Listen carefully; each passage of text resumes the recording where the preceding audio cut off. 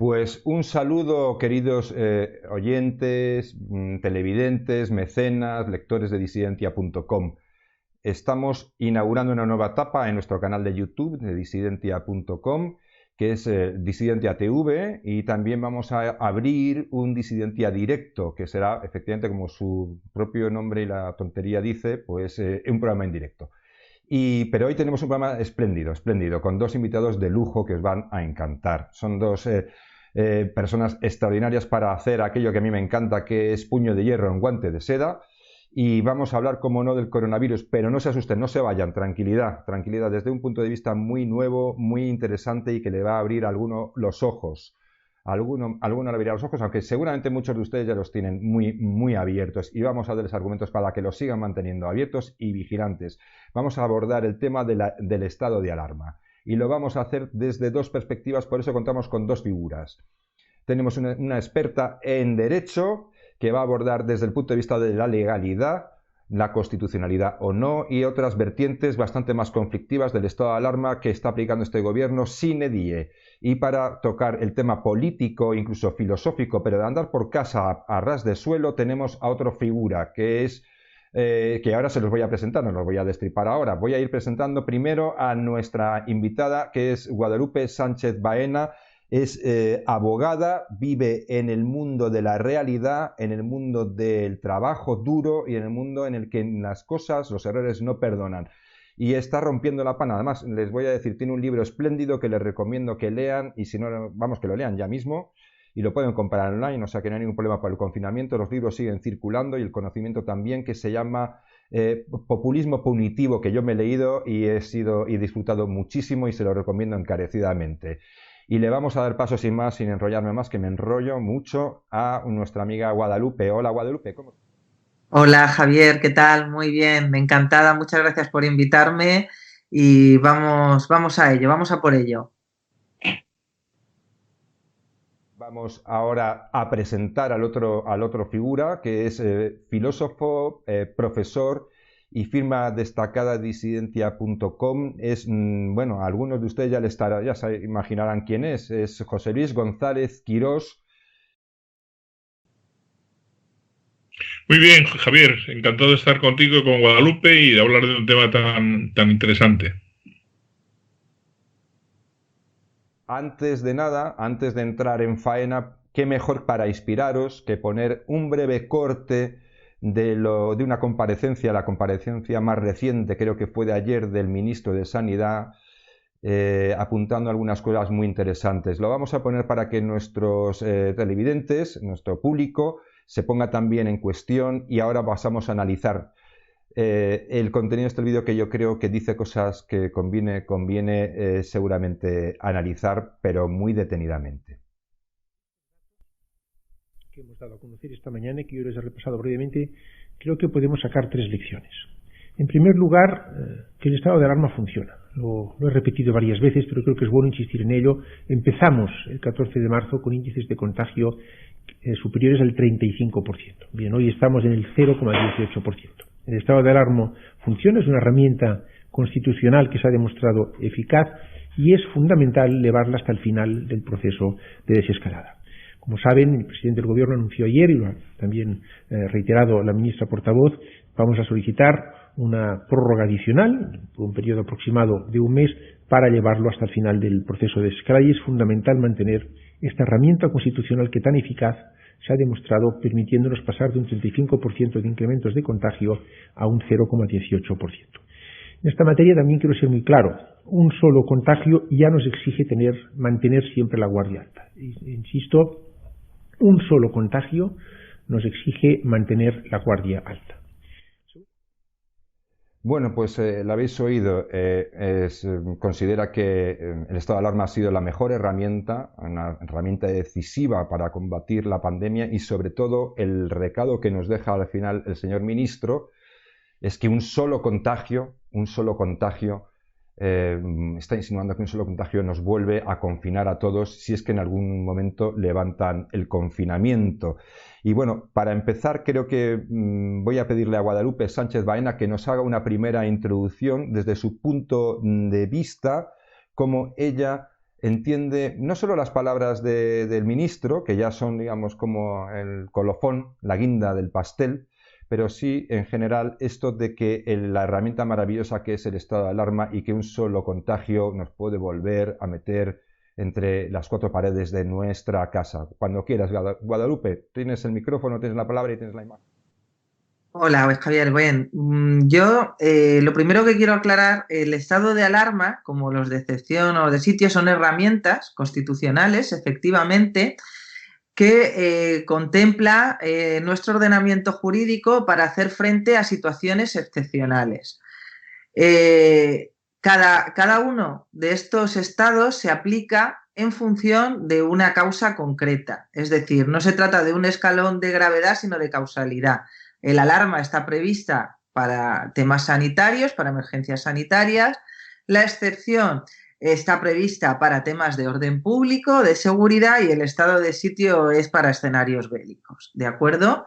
Se trata de unas herramientas que están desarrolladas en una ley del año 81, pero en el tema de la salud no solo existe el estado de alarma para hacer frente a cuestiones de índole sanitario, para poder responder a pandemias. Existe también una legislación ordinaria que faculta de manera también bastante discrecional y extraordinaria al Ejecutivo a incluso limitar derechos fundamentales, si bien la principal diferencia, que es con lo que quiero que se queden los lectores y oyentes de Disidentia, la principal diferencia entre recurrir al estado de alarma a recurrir a la legislación ordinaria es la intervención judicial. Mientras que el estado de alarma confiere unas facultades al Ejecutivo de índole extraordinario, precisamente para poder responder de manera ágil a la pandemia, la legislación ordinaria hace exactamente lo mismo. Hay una discusión sobre la libertad de ambulatoria, si se puede o no se puede con el estado si se puede o no se puede con la legislación ordinaria, que yo luego explicaré que sí que se puede limitar la libre circulación de movimientos con la legislación ordinaria, pero con la legislación ordinaria, toda medida limitativa de los derechos individuales de una persona debe contar con la previa autorización judicial. No se trata de un proceso con una sentencia, un proceso largo y contradictorio, no. Se trata de una autorización judicial, como cuando la policía quiere intervenir tus comunicaciones, intervenir tu número de teléfono, algo similar. Y ahí es donde radica el quid de la cuestión. Entonces, el problema es ese, que con el estado de alarma lo que quieren es eludir el control del tercer poder del Estado, del Poder Judicial, al que por cierto tienen, pues yo lo digo, narcotizado, porque está prácticamente sin actividad ahora mismo. Muy bien, José Luis, ¿quieres añadir desde la perspectiva política, quizá, no?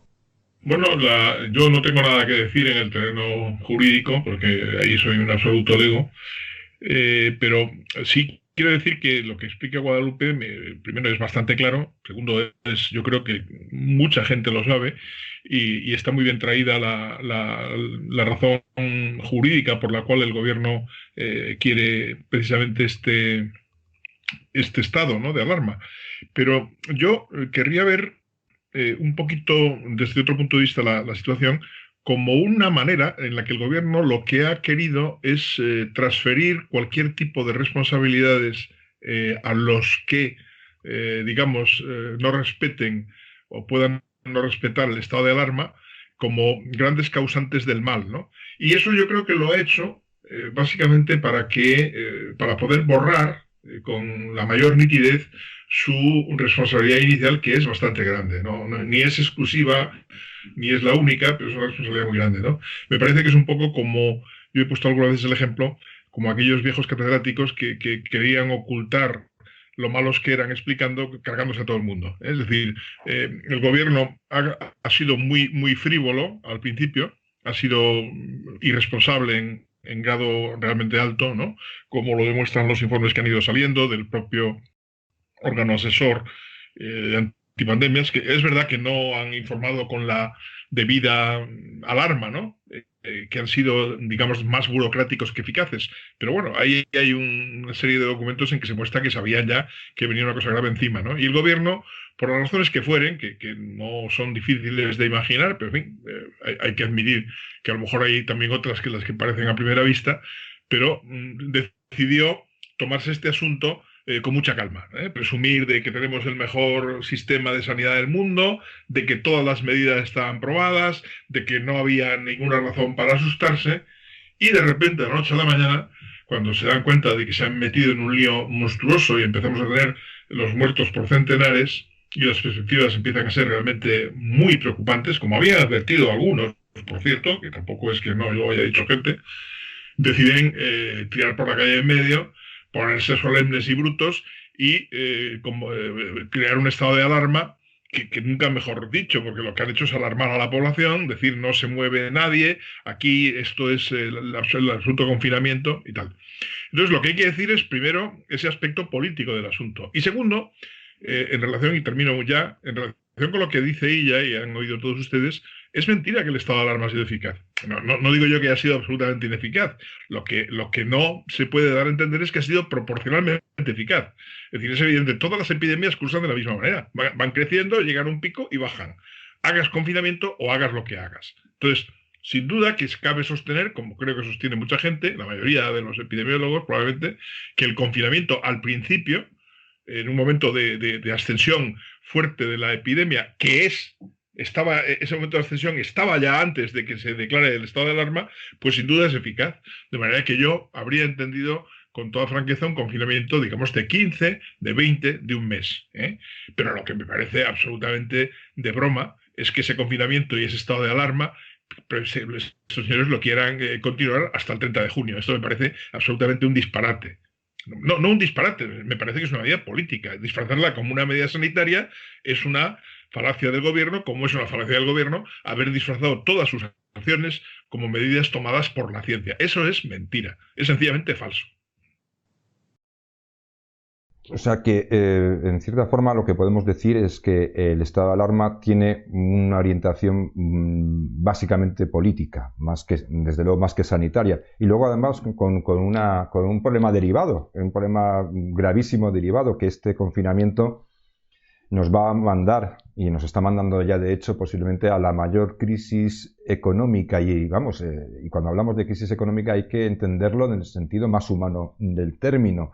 Es decir, va a arruinar las vidas de millones de personas. Es decir, que eso también hay que tenerlo muy presente. No hay que ser alarmistas ni agoreros, pero hay que decirlo porque está ocurriendo. Esto está ocurriendo y, sin embargo, parece ser que el gobierno no se baja del caballo, ¿no?, del estado de alarma. Y esto hay que recordarlo y decirlo ahora, porque cuando llegue el momento de nuevo volver a decir no se podía saber, claro que se podía saber.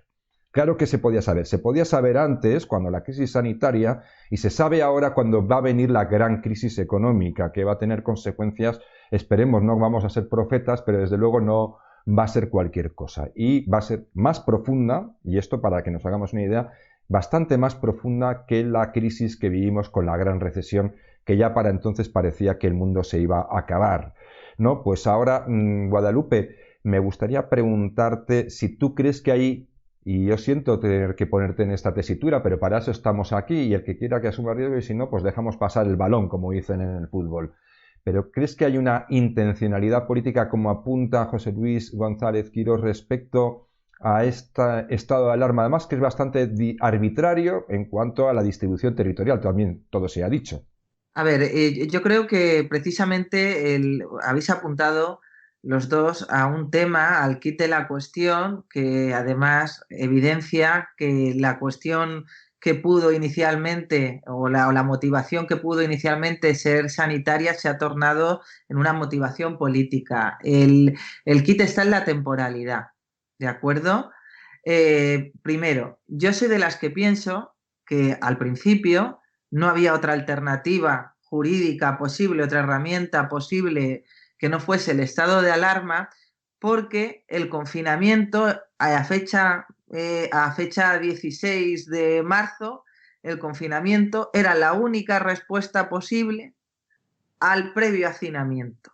Es decir, el confinamiento tuvo que utilizarse como respuesta a una serie de concentraciones, aglomeraciones multitudinarias de gente que hubo la semana previa a declararse el estado de alarma, que sucedieron el 8M, los días anteriores, incluso el mismo 8M, aparte de las manifestaciones feministas, hubo otros eventos, recordamos el congreso de Vox, hubo partidos de fútbol, desplazamientos para ver partidos de fútbol a otros países, etcétera, etcétera. Entonces, la única respuesta posible desde el punto de vista jurídico, porque había que actuar muy rápido y muy deprisa, era tirar del estado de alarma. ¿Qué es lo que ha sucedido? Pues lo que ha sucedido es que al principio, y además solo hay que ver cómo han evolucionado sus intervenciones, al principio nuestro presidente del gobierno y todo el gobierno en sí se le veía un poco acongojado, entiéndese la expresión, porque parecía muy bien que iban como pollos sin cabeza, no, estaban un poco indecisos sobre cómo actuar durante el estado de alarma para intentar ser escrupulosos, pero es que eso les duró muy poquitos días. ¿Por qué? Porque se han gustado. Es que legislar, gobernar, sin tener que respetar las mayorías y los formalismos que se necesitan de ordinario para la aprobación de leyes y de normas, sin tener que contar con las mayorías necesarias en el Parlamento para aprobarlas, simplemente porque no olvidemos que con el estado de alarma no necesitas la autorización de la aprobación del Congreso para aprobar lo que es el estado de alarma en sí, el decreto de estado de alarma, pero de la legislación que dictes al amparo de ese Real Decreto del estado de alarma, únicamente hay que dar cuenta al Congreso, es decir, no requieres de su autorización ni de su aprobación. Legislar con el Congreso, digamos que en modo stand-by, y con los tribunales, como he dicho, con los tribunales también cerrados en pos de la salud pública, a mí me llama poderosísimamente la atención que se hayan considerado esenciales determinados servicios y no la justicia, cosa que no ha sucedido en otros países. Y que si había que hacer un cierre de 15 días, lo primero que había que desconfinar, por decirlo de alguna manera, eran precisamente los tribunales, pues el gobierno se ha ido gustando. Ha ido viendo que el estado de alarma es muy útil, no solo como respuesta inicial para un tema de salud pública, sino para colar legislativamente como yo siempre lo llamo, toda su cacharrería ideológica, que además está muy presente en algunos de los decretos que se han dictado. Prueba de ello es, por ejemplo, cuando sacan el tema de los ERTE, se inventan que han prohibido el despido, como si eso fuera posible, como si tú pudieses prohibir que una empresa cerrase. Muchos de los decretos que se han aprobado traslucen cuál es la ideología de este gobierno, que para acceder a determinados tipos de ayuda o para acceder por ejemplo, al aplazamiento de la hipoteca, solo puedas tener una vivienda. Un segundito. ¿Tú ves justificado que no se puedan abrir los tribunales? Por ejemplo, personalmente, es decir, ya sé que no eres no te pido una opinión sanitaria ni de experto epidemióloga ni nada parecido. Simplemente, no sé, no todos los juicios son los juicios del proceso, ¿no? Es decir, que no son multitudinarios, ¿no? Te pregunto. No. Se me ocurre la pregunta. A estas alturas no tiene justificación, Javier. A estas alturas no tiene justificación. Yo siempre digo que es inconcebible que puedas ir a tintarte el pelo o hacerte la manicura, que puedas ir a tomarte un vermú con los amigos y que no se pueda celebrar una vista como, por ejemplo, es una audiencia previa en la que intervienen el juez, el secretario, los abogados y los procuradores. No todo, la gente tiene la sensación de que es que los juicios siempre, pues como en las películas, que hay muchísima gente, que está el público, que están los jurados. No, de verdad que no es así. Claro que habrá juicios que se tengan que suspender hasta que se puedan garantizar determinadas medidas o incluso hasta que esté la vacuna, pero es que la mayoría de las actuaciones judiciales no necesitan no suponen aglomeraciones, sobre todo si, como otra cosa es como como se venía haciendo, pero si sobre todo los tribunales se obligan a establecer las citaciones para los distintos juicios con la debida separación de tiempo, no son famosos estos juicios juzgados de lo social que te ponían un juicio cada 5 minutos, evidentemente pues habrá que cambiar determinadas prácticas, pero sí que se puede y además es que se debe. Eso sí, Claro, lo que se debe organizar como todo lo demás, de alguna manera, con un poquito de sentido lo común, que ha con las puesto prevenciones. sí, lo que ha puesto de manifiesto también esta pandemia es lo maltratada que está el Poder Judicial a nivel presupuestario. Además, si hablamos, ya que le gusta tanto a este gobierno hablar de desigualdad, hablemos de la desigualdad presupuestaria que existe entre el presupuesto que reciben sus señorías en el Congreso de los Diputados, entre el presupuesto que maneja el Ejecutivo y el presupuesto con el que se dota la justicia, que además son los únicos que no pueden dotarse a sí mismos de un presupuesto, dependen del presupuesto que le den los otros dos poderes del Estado para sobrevivir. Hemos visto fotografías, Javier, de juzgados, que la medida de seguridad era con los rollos estos de plástico, pues envolviendo los micrófonos en plástico, creando mamparas separadoras con rollos de plástico, bolsas de plástico de supermercados.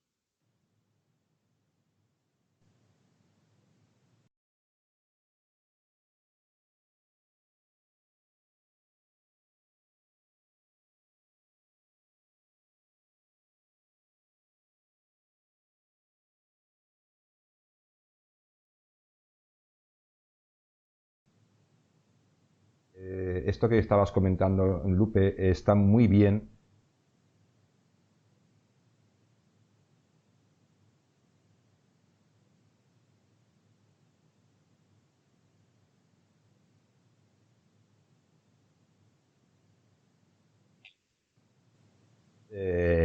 Explicar que en realidad la desigualdad es total en el sentido de una ineficiencia desequilibrante en todos los estamentos del Estado, en todas las administraciones, que han demostrado una precariedad extraordinaria, ¿no?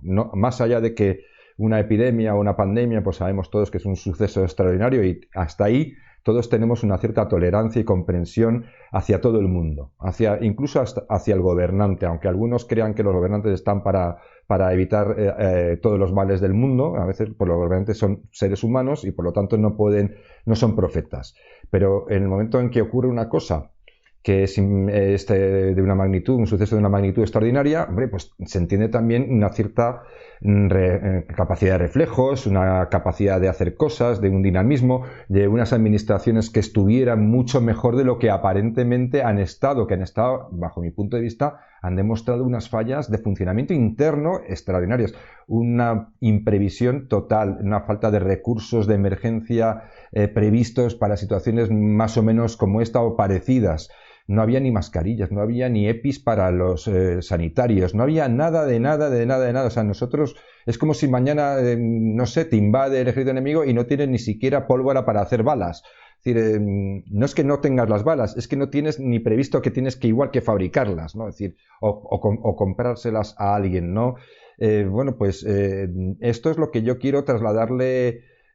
Por ejemplo, pues a José Luis, y si tiene algo sinceramente, si tienes algo, José Luis, que acotar sobre todo lo dicho, y Lupe, si tienes que interrumpir a José Luis en un momento dado, porque hay algo que lo que no estás de acuerdo, con total libertad, con buenas maneras y siempre siendo amigos, para que no haya ningún problema bueno, nosotros lo llevamos bien, eso lo saben, lo tienen que saber nuestros televidentes, nuestro público, lo saben. Podemos discutir, pero somos personas civilizadas y nos apreciamos mutuamente. José Luis, ¿crees que te parece normal lo de los juzgados, que no se puedan celebrar vistas? Bueno, yo no entiendo de ese tema en concreto, pero parece evidente que no. Vamos, la justicia, si hay un servicio esencial del Estado hacia los ciudadanos, es la justicia, claro, ¿no? Parar la justicia es una cosa realmente muy peculiar, ¿no? Y cabe sospechar que separa la justicia para no tener controles, ¿no? Para que no te puedan objetar algunas de las muchas medidas absurdas que has tomado, ¿no? Porque el asunto no es, yo creo que lo que es políticamente más comprometido no es el estado de alarma, sino cómo se ha usado. Es decir, incluso cabe decir, bueno, pues venga, ahí se pone un sistema de carácter relativamente excepcional, ¿no? Pero es que a continuación lo que hemos visto es un ejercicio de autoritarismo realmente espectacular, ¿no? Hay unos señores, que son los que están en el gobierno, que parecen creer que ellos, reunidos con 4 más de su banda, de su cuerda, pues son capaces de prever todas las situaciones posibles y de establecer las medidas más razonables. Es decir, la inteligencia de X personas es algo más capaz que la inteligencia de millones, porque es capaz de regular las acciones y las decisiones que todos tenemos que tomar ante 1000 situaciones distintas de la vida, ¿no? Entonces, si se hubiese decretado un estado de alarma que hubiera consistido en prohibir, pues, efectivamente las reuniones masivas, parar los espectáculos públicos, incluso en establecer límites de distancia a los viajes, bueno, las cosas que fueren, ¿no? Y luego se hubiesen dado unas normas muy sencillas a la gente, como es, póngase usted la mascarilla, guarde la distancia, que por cierto, a mí siempre me ha llamado mucho la atención que se llame distancia social. La distancia no puede ser social, la distancia es espacial o personal, ¿no? Pero estos meten el término social con un motivo o con otro, ¿no? Entonces ya estamos todos hablando de distancia social. No hay ninguna distancia social. Hay una distancia personal, de persona a persona, o una distancia espacial, un espacio, ¿no? Pero distancia social, esto es una morcilla que nos han colado como nos colan tantas, ¿no? Entonces, por eso digo que lo que a mí me parece más preocupante es el tono autoritario, ¿no? Y las absurdas normas que se han ido dando. Yo no me he entretenido en anotar todas, pero me he fijado en unas cuantas, ¿no? Por ejemplo, al principio estaba prohibido ir en el coche 2 personas, aunque fuese tu mujer. Oiga, pero si duermo en la cama con mi señora o con mi señor, ¿no? ¿Cómo no voy a poder ir en el coche con él? Es que esto es ridículo, absolutamente, ¿no? O bueno, o que te dejan entrar en un determinado lugar si eres autónomo y si no, no. Pero bueno, ¿qué broma es esta? Es decir, que tendrá que ver la salud con el régimen jurídico de mi trabajo, ¿no? Es decir, que a mí me parece, para terminar, que estos señores han confundido el estado de alarma con una especie de licencia universal para mandar lo que se les antoje, ¿no? Y entonces ha actuado en ellos esa estupenda idea que tienen acerca de su conciencia y su moral. No se sienten moralmente superiores, están muy por encima de los seres egoístas y capitalistas y primitivos que creemos en la libertad individual, y entonces se han sentido autorizados para mandar, que es lo que les gusta. Esto que está contando José Luis de manera muy acertada se traduce jurídicamente en una palabra que se llama, que es además el sello de homologación de cualquier régimen totalitario, y que es la arbitrariedad, que también le ha comentado al principio Javier. Ellos han utilizado el estado de alarma para gobernar arbitrariamente, y no solo con normas ridículas que carecen de cualquier lógica y que no se sostienen en ninguna evidencia científica en materia sanitaria, como lo que ha apuntado José Luis, relativo, oye, ¿por qué yo no puedo ir en el coche con mi señora si duermo con ella? ¿O por qué uno puede entrar un autónomo? No. Es que hay ejemplos de legislación que se ha aprobado aprovechando precisamente el estado de alarma que no tienen nada que ver con el tema sanitario. Voy a poner un ejemplo. ¿Por qué se aprovecha el Real Decreto que aprueba el estado de alarma? Ya no un decreto posterior. El Real Decreto que aprueba el estado de alarma, ¿por qué se aprovecha para meter a Pablo Iglesias en el CNI? Algo que no lo podían hacer de ordinario porque no carecían de las mayorías necesarias en el Congreso. Lupe, ya que estás sacando este tema, y además es que vas por ahí, me has quitado de la cabeza, me has quitado de la punta de la lengua. O sea, es que esto lo estás comentando. Es exagerado hablar de que todo esto está conduciendo a una amenaza, aunque la palabra está muy gastada y siento tener que utilizarla, un cierto totalitarismo por parte del gobierno. Sí, sí. Estamos, digamos, que en el embrión de un régimen totalitario, en un embrión, digamos que así es como se conciben los regímenes totalitarios, ¿de acuerdo? Legislando, cuando un acto administrativo, es decir, el poder, decide algo que limita tus derechos, por no hablar de suspenderlos, que ese es otro debate, ya sabes, muy interesante, si esto es un estado de alarma en el que se limitan derechos o estamos de facto en un estado de excepción en el que directamente se suspenden y además sin el mismo control por parte del Congreso. Pero bueno, eso es otro debate.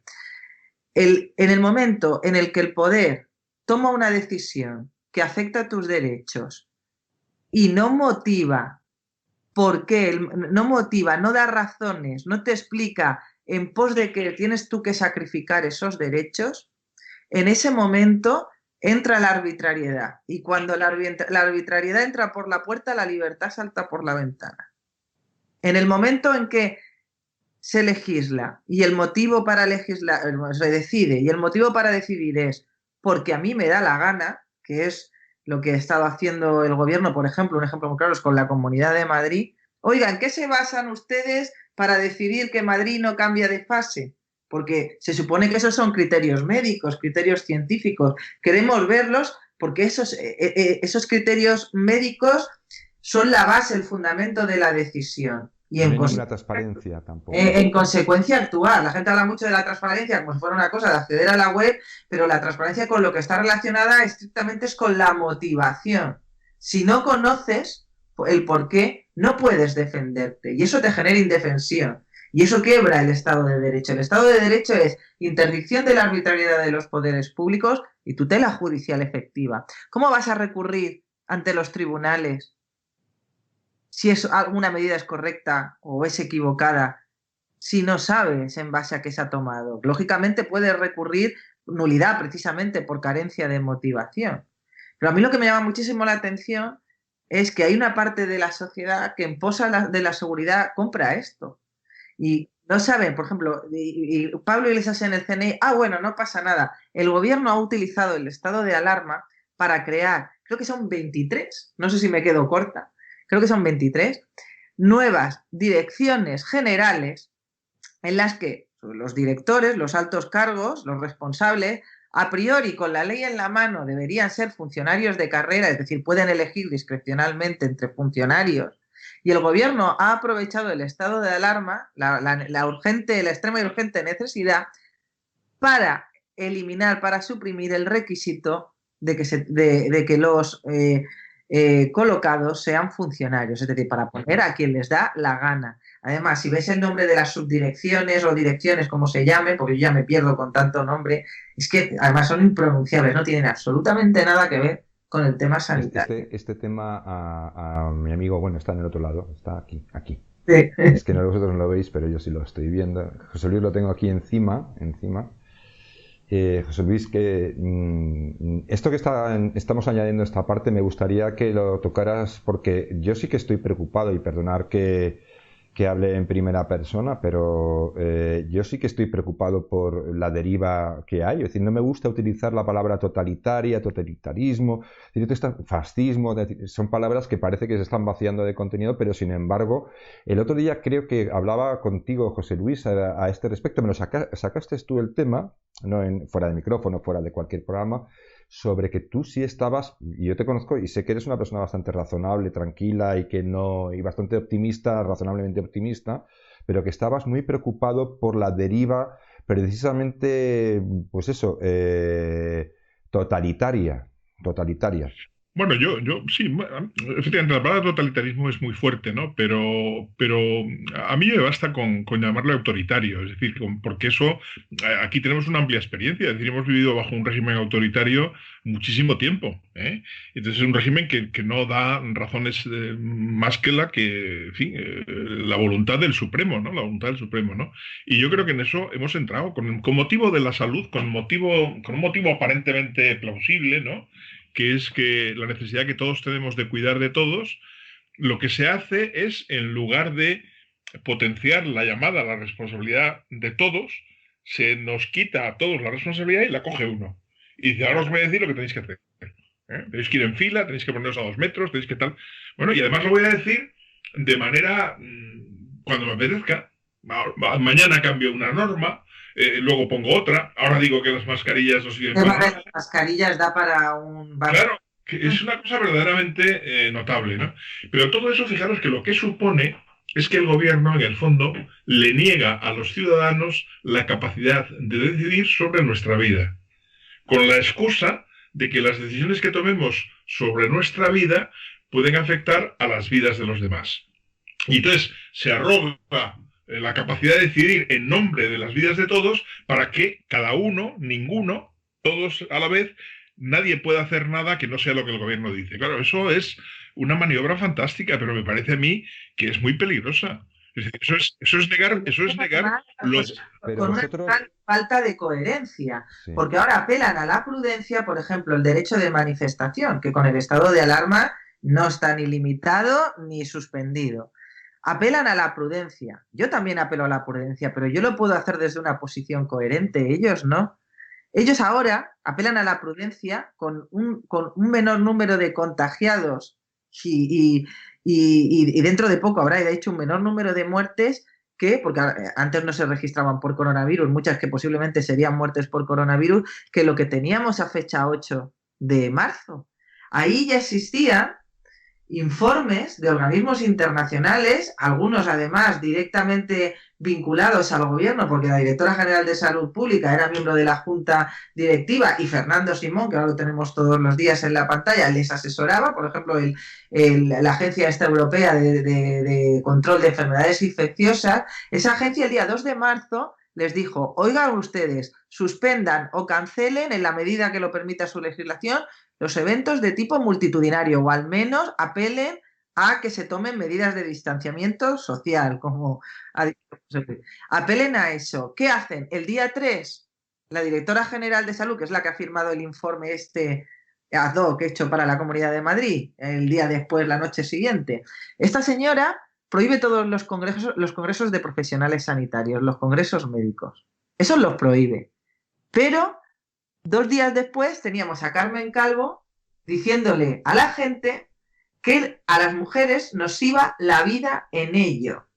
Ir a la manifestación multitudinaria del 8M. Entonces, apelar a la prudencia ahora, que esta gente que ha hecho eso apele ahora a la prudencia, es que da vergüenza ajena. Digo, yo puedo apelar a la prudencia, por lo menos desde la coherencia. Ellos no pueden. Y además, es que ni siquiera piden perdón, ni siquiera dicen, oye, pues es que en aquel momento actuamos de manera imprudente y como lo hicimos, ahora vamos a pedir prudencia. No. Es que por aquel entonces resulta que no se podía saber. Y por eso, como no se podía saber, está Sanidad borrando informes sanitarios de febrero. Están borrando de la página web de Sanidad informes. Sí, han borrado un informe que algunos medios están dando por ahí, lo han quitado.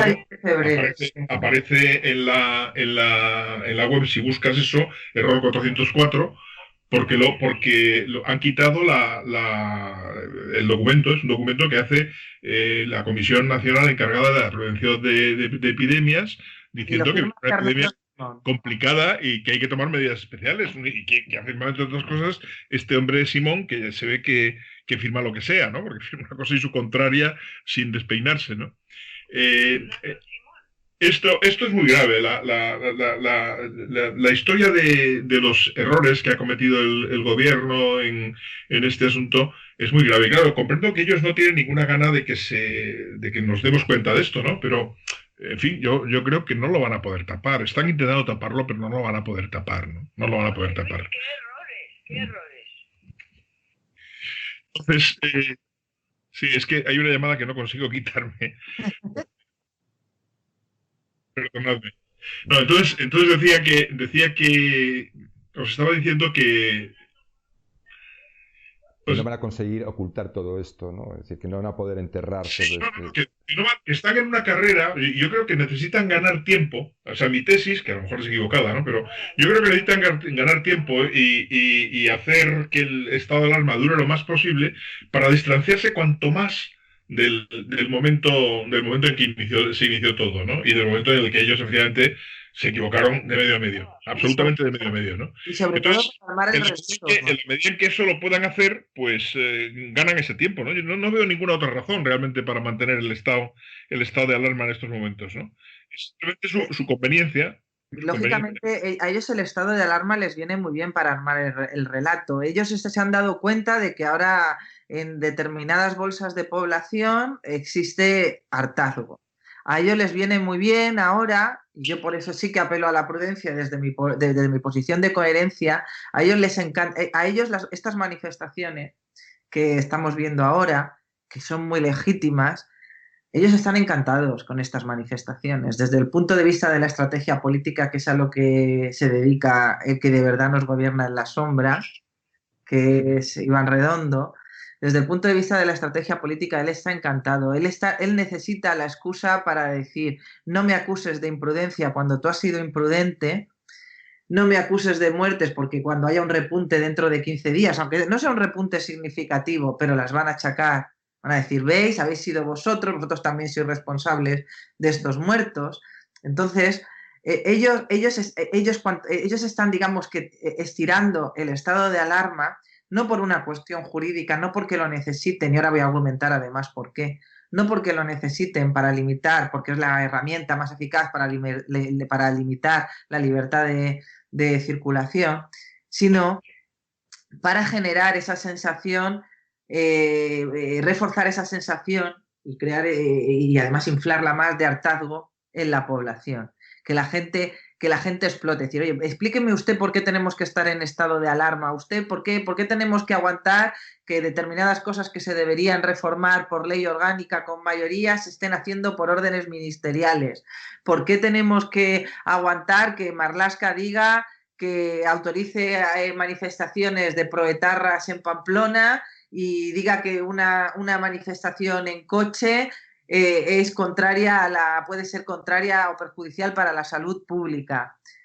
Una manifestación contra el gobierno, por cierto. Bien, pues ellos lo que quieren generar es que explote, que todo esto conduzca, como ha dicho José Luis, prolongarlo por una mera cuestión política, pero ya ni siquiera para ellos regodearse en esto de gobernar sin cortapisas y sin contrapeso, sino también para que ese estallido, ese mini estallido, crepúsculo de estallido social que se produzca en los últimos coletazos de la alarma, ellos aprovecharlo y decir, habéis hiperventilado, mirad, hemos llegado a finales de junio o mediados de junio y la alarma se ha terminado y los repuntes que pueda haber ya no van a ser solo nuestros muertos, también van a ser vuestros muertos. Y ahí la oposición tiene que ser inteligente, porque no se trata de decir, oye, vamos a levantar el estado de alarma y volver a la normalidad sin más. Ahí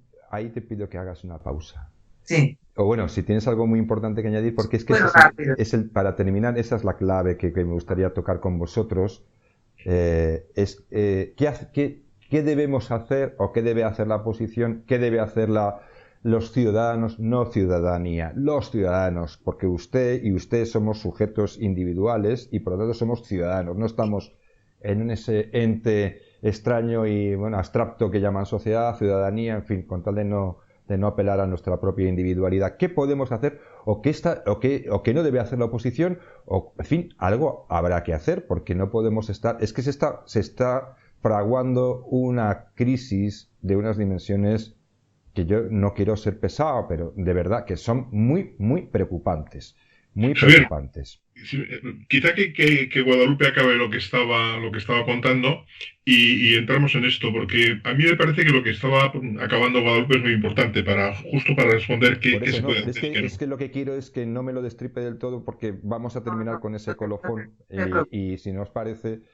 Pues, vamos. Mira, yo lo que apuntaba era precisamente, es algo que tú sabes que he dicho muchas veces, en este caso la oposición no debe dedicarse a competir, sino a combatir. ¿Y cómo se combate? Es cierto que vamos a seguir viviendo en una situación que no va a ser ordinaria hasta que no haya una vacuna y más o menos desde el punto de vista sanitario la población, sobre todo la población de riesgo, se pueda decir que está segura y que está protegida, pero eso no puede traducirse en una excepcionalidad perpetua hasta la vacuna, que es lo que pretendía ella con su discurso. Entonces hay alternativas a eso. Y la alternativa es recurrir a la legislación ordinaria para solo limitar aquello que sea estrictamente necesario y siempre con una autorización judicial. Y os voy a poner un ejemplo muy claro para que ahora lo desarrolle José Luis. ¿Vosotros creéis que, por ejemplo, ahora mismo, si dependiera de una autorización judicial, estarían cerrados la mayoría de los juzgados? ¿Creéis, por ejemplo,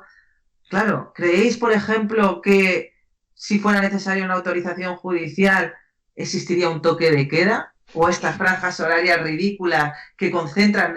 Hay que evitar aglomeraciones y todos los adultos saliendo de 8 a 10. ¿Alguien me lo puede explicar? ¿O de 8 a 11? Es que eso es el disparate del totalitario, ¿no? Que tiene aspectos hasta paradójicos. Fíjate, esto no critico solo al gobierno, también critico a mi buen amigo, el alcalde de Madrid. Vamos, quiero decir que, oiga, pero ¿cómo es posible que usted prohíba entrar en los parques públicos? Es donde hay más espacio. Deje usted que la gente entre en los parques públicos. Eso está en el Real Decreto del estado de alarma, no es solo cosa de Madrid. Le retiro la imputación al alcalde. Pero esa idea es que es completamente loca. Es decir, bueno, yo vivo aquí en una zona donde, digamos, es un parque público permanente, vivo en mitad del campo, ¿no? En teoría, bueno, pues justo he paseado tranquilamente, porque tengo un pradito bastante grande, pero además es que si salgo no veo a un habitante en 1,5 kilómetros, ¿entiendes? Pero en teoría yo no podía hacerlo. Es decir, estaba infringiendo el estado de alarma. Naturalmente lo he hecho cuando me ha dado la gana, porque nunca va a pasar por aquí ningún guardia civil ni nadie parecido, porque además es que es absurdo completamente. Bueno, yo lo he hecho, pero porque yo formo parte de la burguesía del estado de alarma, porque tengo 2 perros. Entonces, claro, con 2 perros puedes hacer todo aquello que es peligrosísimo para la salud si no tienes perros. Es un ejemplo de la arbitrariedad más absoluta. Es decir, ¿cómo se puede decir que está permitido pasear a un perro y no a una persona? Es que esto es literalmente absurdo. No es que yo esté en contra de que se pasee a los perros. Claro que sí, me parece muy bien que se pasee a los perros. Pero si se pasea a los perros porque los perros tienen necesidad de salir, también las personas tenemos esa necesidad. Es decir, es que esto de no pasear, yo creo que somos casi el único país de Europa que lo ha puesto en los términos absolutos estos y ridículos. Además, porque imagínate, no podías salir de tu municipio. Imagínate un tipo que vive, por ejemplo, en San Sebastián de los Reyes, en una zona que confina con Alcobendas. Pero entonces puede ir hacia la derecha solo. Si hay una cuesta, pues tiene que subir la cuesta. Hombre, es que es ridículo. Es que son cosas absolutamente de broma, ¿no? Entonces, yo estoy totalmente de acuerdo con Guadalupe y enlazo con lo que preguntaba Javier, muy brevemente. A mí me parece, por parte de la gente, que entiendo bien que la gente esté muy harta, yo mismo estoy muy harto, pero yo creo que es, desde el punto de vista político, poco inteligente alertar ese tipo de manifestaciones que están pasando. Supongo que en la medida en que son inevitables, pues, en fin, lo inevitable nunca se puede decir nada de ello, ¿no? Pero desde luego, si forman parte de una estrategia política, es una estrategia política poco inteligente, porque efectivamente, como Guadalupe observa, en el fondo estás no dándole armas, pero sí dándole retórica al enemigo. El enemigo, el que está, el autoritario, te está viendo, pues eso, como un irresponsable, como alguien que pone en riesgo la salud, que por cierto no pasa cuando entierras a Julián Quita. O sea, Julián Quita, puedes ir ahí brazo con los demás proletarios, ¿no? Que eso no es peligroso para la salud, ¿no? Entonces, yo creo que lo que a mí me parece que nuestra querida España necesita mucho sentido común y mucho, pues lo que tratamos de hacer modestamente en disidencia, mucho es analizar más las cosas, es decir, no dejarnos llevar, por ejemplo, en este caso, por esa falacia del estatismo autoritario, ¿no? De combatir la pandemia a golpe de autoritarismo, ¿no? Y en cambio, pues no está haciendo, parece el gobierno, lo que sí sería exigible que hiciera, que es un seguimiento con todos los medios tecnológicos a su alcance, que son muchos, de los nuevos casos. Por ejemplo, a mí que ahora me informen, y termino ya, ¿no? De si ha habido 35 muertos o 56, me da igual. No es que me da igual, me parece mucho mejor que vayan bajando, pero no es significativo de cómo va la pandemia, porque estas personas que mueren ahora llevan a lo mejor meses en los hospitales, ¿no? O muchas semanas. Lo importante es cuántos nuevos contagios hay y qué clase de contagios son esos. Porque no es lo mismo que a un señor que estaba contagiado hace 8 semanas le pillen ahora con un test y digan uno que tiene el asunto, que no, que es una persona que estaba bien hasta ayer y resulta que ahora ha sido contagiado. Entonces, ese seguimiento fino de dónde están los nuevos contagios y dónde puede aparecer un nuevo brote, a mí no me consta que se esté haciendo. Y eso sí que era imprescindible. Eso es lo que han hecho los gobiernos más responsables y más capaces. Aquí a mucha gente se le llena la boca llamando irresponsables a los suecos e incluso a los británicos y a otros sitios donde ha habido medidas menos, pero resulta que eso lo están haciendo. Y nosotros, que yo sepa, no. Entonces, el ciudadano pues tiene que darse cuenta de que no debe consentir por más tiempo y debe de estar en contra de cualquier político que emplee una excusa como la salud pública para privarle de sus libertades. Porque de luego yo te aseguro que no hay nadie más preocupado por mi salud que yo mismo. Claro. Soy además población de riesgo, tengo ya demasiados años para los que me gustaría tener y naturalmente me cuido. Pero lo que no necesito es que me pongan un policía detrás para cuidarme. Y además es que ya no es solo una cuestión filosófica muy bien planteada, como ha hecho José Luis, es que además desde el punto de vista jurídico la excepcionalidad que supone el estado de alarma debe ser interpretada siempre de manera restrictiva, que con esto lanzamos con el tema de las prórrogas, etcétera, etcétera. Es decir, en la medida en que supone una situación excepcional, la legalidad en su aplicación y sobre todo hasta dónde se puede extender ese ámbito de aplicación siempre debe interpretarse de forma restrictiva. Cualquier cosa que limite derechos, ya no hablamos de suspender, limitar, debe interpretarse de manera restrictiva. ¿Qué es lo que sucede? Que en lugar de interpretarse restrictivamente, lo que están haciendo es aplicarlo de manera pues amplificada, por decirlo de alguna manera. Es decir, no se han atrevido a aplicar, aunque lo habían anunciado, seguramente como un gancho para Ciudadanos, no se han atrevido a prorrogarlo por más de 15 días, porque se acogen a lo del tema de la sentencia de los controladores, que es que en el supuesto de los controladores el estado de alarma se prorrogó durante mes y medio, creo, pero es que el Tribunal Constitucional, aunque debió haberse pronunciado en esa sentencia sobre si la prórroga era constitucional o no, dijo, pues como no me han preguntado, yo hago mutis por el foro y me lavo las manos. Y aquí han salido ya los verificadores ahí todo a decir que el gobierno puede prorrogar el estado de alarma lo que le dé la realísima gana. Oiga, mire usted, eso no es así. Una situación excepcional tiene que siempre ser interpretada para su aplicación de forma restrictiva. Primero, tiene que existir la causa la generó, persistir.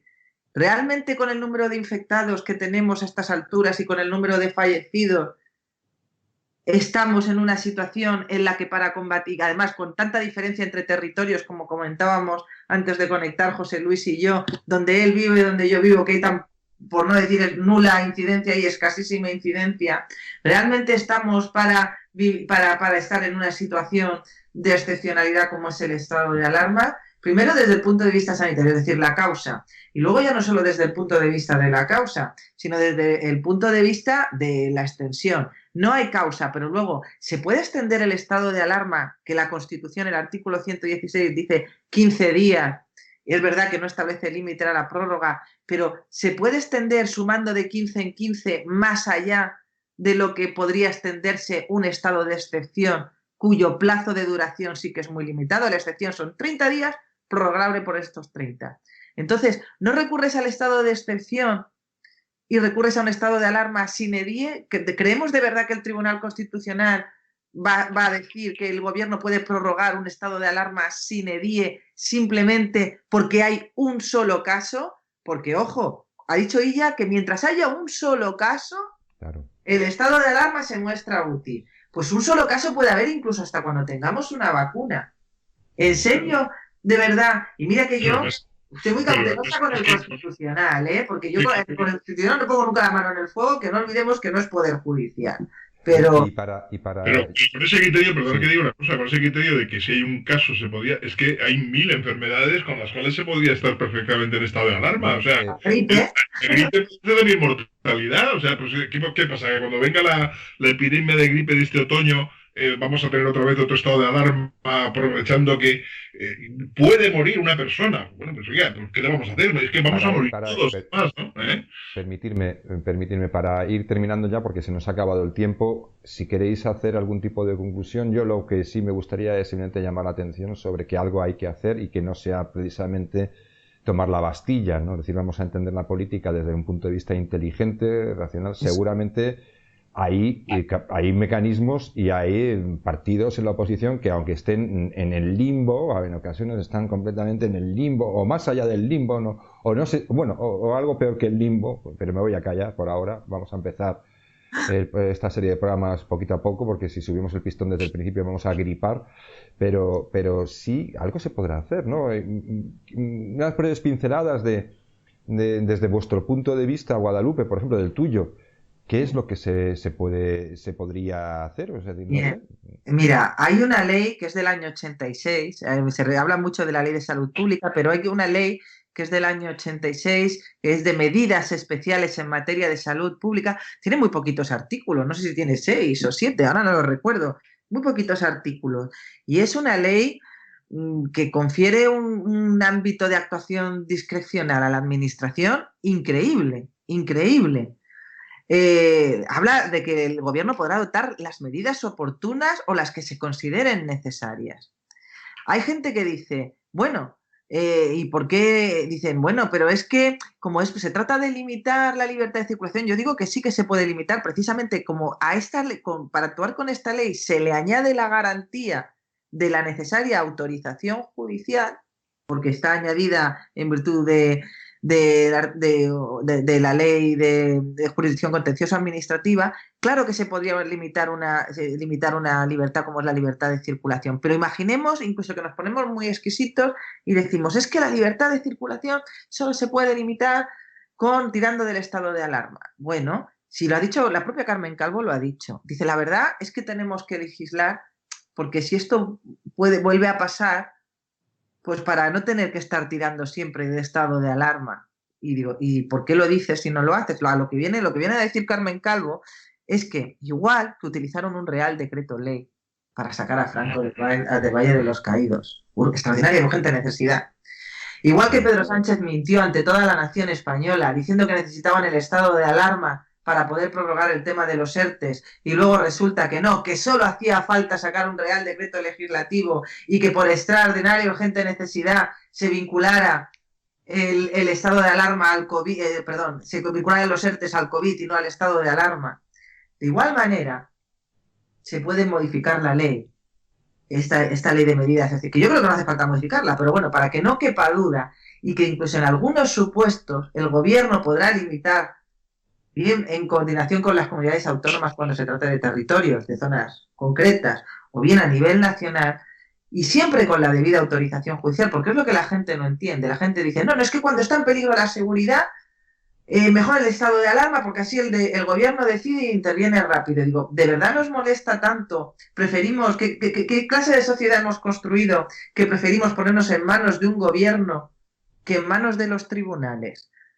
¿Qué imagen, qué cultura, qué falta de cultura jurídica tan importante tenemos para haber llegado a eso? A que nos fiamos más de un político que no tiene ni idea de nada en sanidad, como es Salvador Illa, que es filósofo, creo.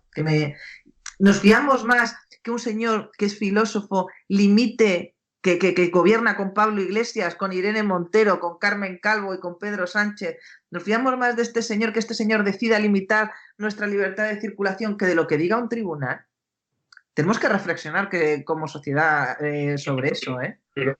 Y no solo eso, Guadalupe, sino de lo que somos cada uno de nosotros capaces de entender, aceptar y actuar. Es decir, yo como no soy jurista me voy a permitir decir una cosa que probablemente sea un error grave, pero a mí no me consta, por ejemplo, que exista ninguna ley que autorice positivamente el aplazamiento de las elecciones autonómicas. O sea, no me consta.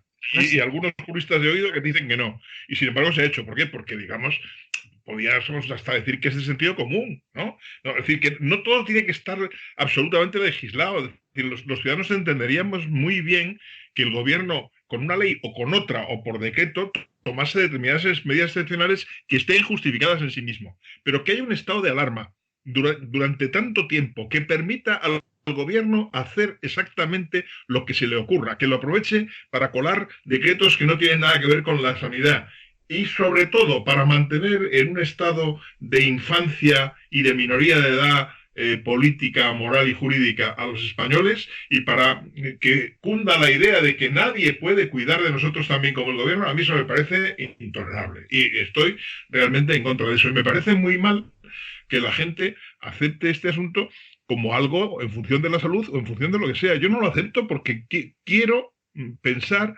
que sobre mi vida, sobre mi salud y sobre mi destino decido yo y no el gobierno. Sí, y ya para despedirnos, porque se nos ha acabado el tiempo, ha pasado volando, y más allá de lo previsto. Yo creo que hay que insistir en una idea fundamental, es decir, que en realidad pase lo que pase y ocurra lo que ocurra, salvo que haya una guerra de verdad, una verdadera guerra, es decir, una guerra en la que tienen que estar los soldados combatiendo en el frente, y una pandemia no es una guerra, por más que se haya utilizado esa comparación, eso es un error, no caigamos en esa trampa. Salvo esa excepción que digo de una guerra, es decir, es el ciudadano el que debe vigilar al Estado, es que ese es el principio y para eso existe ese Estado, ese ciudadano, ese principio de responsabilidad y para eso existen precisamente las leyes, que son la garantía también de que esa vigilancia se puede ejercer de forma razonable y además de que el Estado no va a vulnerar los límites de su legítimo ámbito de actuación. Y eso yo creo que es una idea que se ha arrumbado porque, como decía en el corte que hemos puesto al principio del programa del ministro de Sanidad, todo eso puede desaparecer con un simple contagio. Es la sensación que me traslada esa idea final, esa pincelada final del ministro de Sanidad. Y contra eso hay que decir no, y hay que plantarse, pero plantarse de forma ordinaria y normal, guante de hierro con puño, guante de hierro no, puño, bueno, lo que sea. Es decir, hay que plantarse, que ya me traba. Y desde esto, yo creo que si os parece, ya, si queréis lanzar un último mensaje muy breve, podemos despedirnos. Brevísimo. Mira, lo que tú has comentado es algo muy sencillo, es el principio de legalidad y es que no podemos vivir permanentemente en un estado en el que la actuación de los poderes públicos no esté sometida al cumplimiento de la ley, que es lo que pasa con lo que está pasando para lo que está utilizando el gobierno el estado de alarma. Y una reflexión a los que tienen muchas ganas de montar mucho follón y lo que yo he dicho, y en lugar de combatir al gobierno, competir con ellos y montar. Yo siempre he dicho que el gobierno nos intenta plantear una falsa dicotomía entre libertad y seguridad. Para estar seguros no podemos ser libres. Les tenemos que demostrar al gobierno con responsabilidad individual, que al final se convierte en colectiva, uno a uno hacemos responsabilidad colectiva, tenemos que demostrarle a ese gobierno que esa dicotomía es falsa, que podemos estar seguros, sanos, siendo libres. Pero para eso tenemos que ser lo suficientemente inteligentes. Permíteme que te apunte. Sin libertad no hay seguridad. Por supuesto, es una falsa dicotomía. Es que son lo mismo, son inseparables, es un monomio. Los estados liberales democráticos modernos ha demostrado que en general el modelo funciona y que libertad y seguridad pueden ir en la mano, de hecho deben ir de la mano. Si no eres libre no puedes defender, no tienes derechos, es decir, por lo tanto estás indefenso, estás en inseguridad absoluta, en la más flagrante de las seguridades. José Luis. Sí, ¿no? Que los autoritarismos siempre han concebido una manera de tratar al público en la cual al público se le da tal nivel de seguridad o de felicidad o de satisfacción o de conformidad que resulta que su libertad le resulta incómoda. Es decir, ¿para qué queremos la libertad si estamos estupendamente? Ese es un poco el ángulo psicológico, digamos, por el cual el autoritarismo se acaba imponiendo, ¿no? Yo creo que España ha demostrado ser un país mucho más manso y mucho más susceptible de manipulación de lo que a veces nosotros mismos pensamos y de lo que algunas imágenes de lo español dan, ¿no? Y me parece que nosotros tenemos que exhortar a la gente a que sea capaz de pensar por sí misma, de decidir por sí misma y de tomar riesgos por sí misma, ¿no? Y que la salud no es en ningún caso, ni siquiera la salud de todos, un motivo para quitar la libertad a todos. Muy bien, muchísimas gracias por vuestra participación a los dos. Es decir, yo creo que el programa da lugar a unas segunda partes y terceras, y bueno, y con lo que estamos viendo más todavía. Es decir, que bueno, pues tenemos ahí, pues, en fin, yo lo único que pienso es que a ver si podemos, no sé, hacer política de verdad en lugar de hacer otro tipo de cosas. Es decir, porque al final uno tiene la sensación de que todo esto es una verbena. Están convirtiendo todo un problema que es gravísimo en una verbena que va por barrios, ¿no? Entonces, según sean unos u otros, y yo creo que es la hora de la política bien entendida, como esa profesión, esa actividad enaltecedora que ahora mismo, pues, de enaltecedora tiene más bien poco o nada. Muchísimas gracias, Guadalupe, por haber participado en este programa. Encantado de tenerte en este programa. Y bueno, espero que tengas mucha suerte y te seguiremos leyendo en Voz Populi tus columnas de opinión y contando contigo para cuando quieras participar en este humilde programa. Cuando queráis, y encantada de haber participado, encantada de conocer online a José Luis. Y bueno, y muchísimas gracias, Javier. Y José Luis, también muchas gracias por participar. Muchas gracias a los dos y ha sido un placer compartir contigo. Ya lo hemos hecho más veces, con Guadalupe es la primera, yo la había leído en muchas ocasiones y su libro también, y es un gusto haber tenido la oportunidad de analizar con ella este mal paso en el que estamos metidos, esta pesadilla de la que esperamos salir alguna vez. Yo casi me conformo con eso, con salir alguna vez. Pues muy bien, muchísimas gracias a los dos, muchísimas gracias al público, a usted, a ti, querido lector, seguidor, mecenas de Disidencia, y bueno, esperamos que este programa pueda suponer, pues no sé, incitar a pensar y a reflexionar y a cambiar un poquito de actitud para ver si podemos salir de esta sin que nos arruinen o maten a todo un país. Muchísimas gracias, mucha suerte y que tengan una semana lo más llevadera posible.